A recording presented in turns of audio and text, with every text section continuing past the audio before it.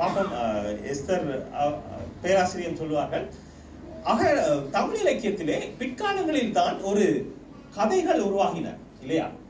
சிலப்பதிகாரம், பிறகு ராமாயணம் போன்ற 2ஆம் நூற்றாண்டு.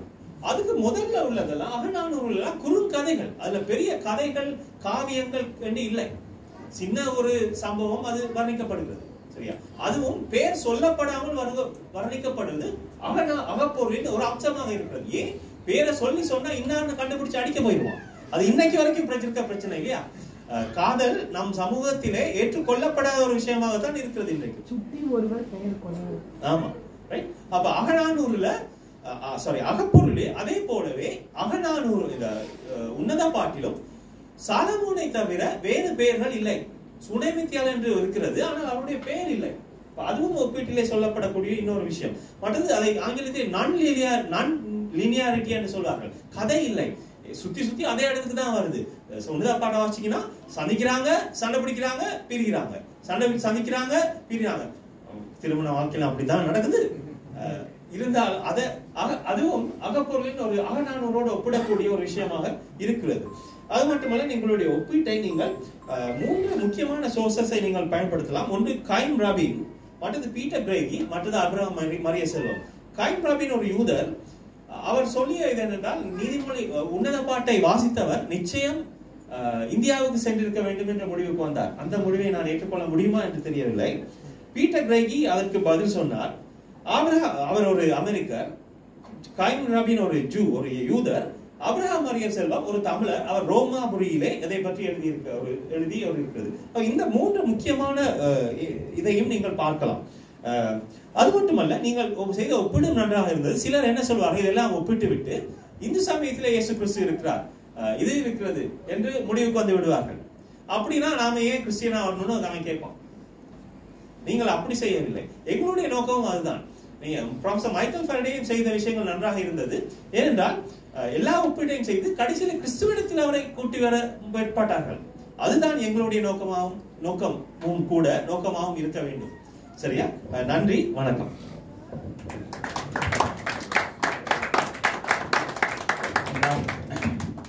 டாக்டர் மார்க் அல்ரோய் அவர்கள் சொன்னார்கள், பெண்கள் தான் அதிகமாக பேசுகிறாங்க.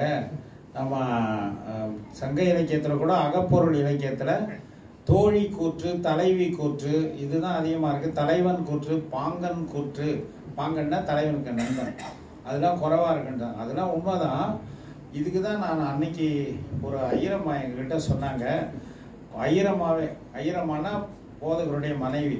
இந்த போதகரை கேட்டாங்கன்னா, நீ ரொம்ப நேரம் பேசிக்கிட்டே இருக்கிற, காலையிலிருந்து நான் எத்தனை வார்த்தை பேசினேன், நான் ஒரு மிஞ்சி ஒரு 10 வார்த்தை பேசியிருப்பேன், நீ ஒரு 30 வார்த்தையாவது பேசியிருப்பேன் அப்படின்னு சொன்னாங்களாம். கேட்டாராம் போதகர். அது போதகர் மனைவி சொன்னாங்க. அந்த போதகர் மனைவி சொன்னதை நான் கதையாக சொல்லலை, பேர் கூட உங்களுக்கு தனியாக சொல்கிறேன். புல்பிட்ல இருந்து அருளுரை பீடத்திலிருந்தே சொன்னாங்க. ஆமாம், அப்படிதான் பேசுகிறேன். ஏன் பேசுனேன்னா, நீங்கள் என்கிட்ட ஒரு தடவை சொன்னாலே எனக்கு புரிஞ்சிருது, உங்களுக்கு 3 தடவை சொன்னாலும் புரிய மாட்டேங்குது, அதனால 30 வார்த்தை பேச வேண்டியிருக்குன்னு சொன்னாங்க. ஆக இப்பொழுது நான் பெண்களுக்கு ஆதரவாக இருக்கிறேன். என் மனைவி கேள்விப்பட்டா மகிழ்ச்சி அடைவார்கள். எங்கள் வீட்லேயே அவங்க தான் அதிகம் பேசுகிறாங்க. அவங்க அடிக்கடி சொல்லுவாங்க, நீங்கள் வெளியே அதிகம் பேசுகிறீங்க, நான் உள்ள அதிகம் பேசுகிறேன் மீட்டிங்கில். புறத்தில் அதனால தான் அவர் புறப்பொருள வீரம், அதை கொடை இதையெல்லாம் பேசுகிற புற இலக்கியத்தில் ஆண்கள் அதிகமாக பேசுவார். அப்புறம் இன்னொன்று, கலைத்து வேலை செய்து கடைத்து திரும்புகிற கணவனிடத்துல மனைவி அதிகம் பேசுகிறாள் என்று டாக்டர் மார்க் அல்ரோய் சொல்லக்கூடாது. ஏன்னா அது ரொம்ப ஆணாதிக்க சிந்தனை. இப்போ எஸ்தர் ஜெகதீஸ்வரி அவங்க கணவர் பாஸ்டர், அவங்கள யார் சொல்லுவாங்க? அவங்கள மட்டும் கலைத்து வேலை செய்து கலைத்து திரும்பவில்லையா? பெண்களும் கலைத்து. அதெல்லாம் பழைய கால கான்செப்ட். பாரதியார அப்படி ஒரு பிற்போக்கு கான்செப்டை சொல்லியிருக்காரு. ஒற்றை குடும்பம் தனிலே பொருள் ஓங்க வளர்ப்பவன் தந்தை, மற்றை கருமங்கள் செய்தே மனை வாழ்ந்திடச் செய்பவள் அன்னை. அது பழைய காலம். இப்போ அவளும் சம்பாதிக்கிறாள். ஆகவே இந்த ஒப்பீடுகளை நாம் இறையியல் நோக்கில் மட்டுமல்லாமல் இது முழுக்க என்னுடைய அந்த கேள்விக்கு அவங்க பதில் சொல்லுவாங்கன்னு பார்த்தேன். உன்னத பாட்டு இனிமை மிகு பாடல் முழுக்க ஒரு அகப்பொருள் இலக்கியமாக இருந்தால் அது ஏன் திருமறையில் இடம்பெற வேண்டும்?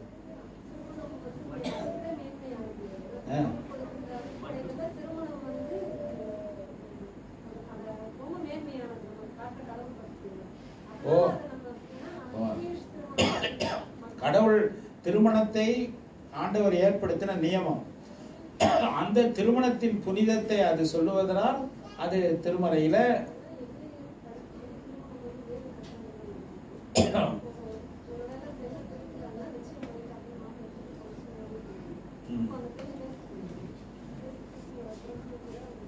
இல்ல நீங்க டைரக்டா என் கேள்விக்கு ஆன்சர் பண்ணுங்க. why this book is often a repeated theological question.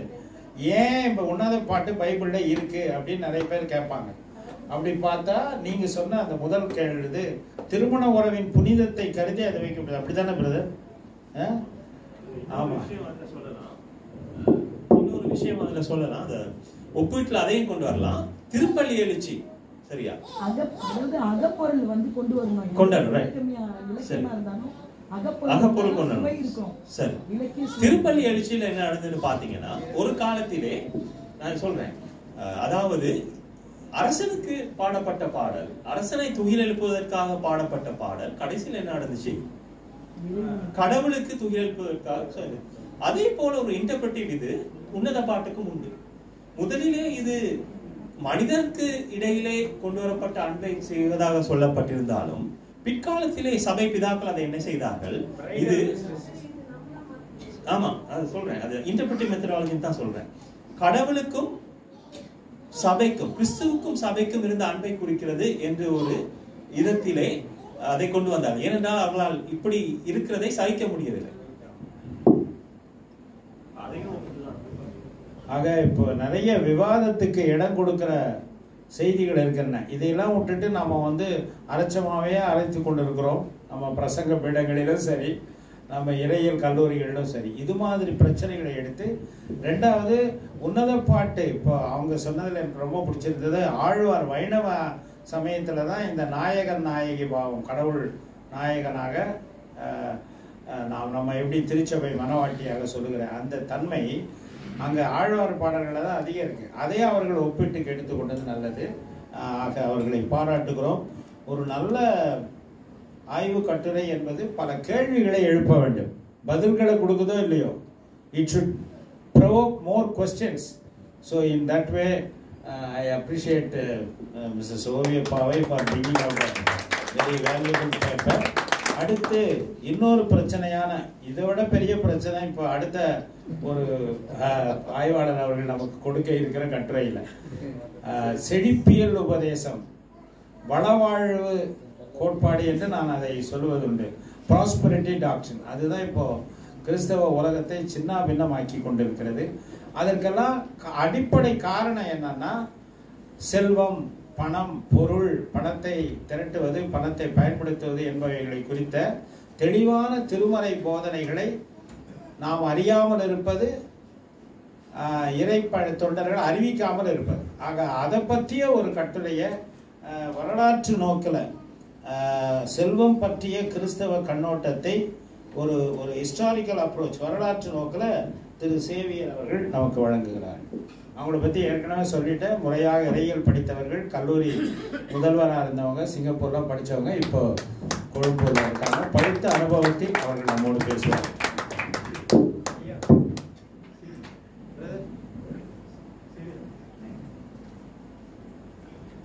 அனைவருக்கும் வணக்கம்.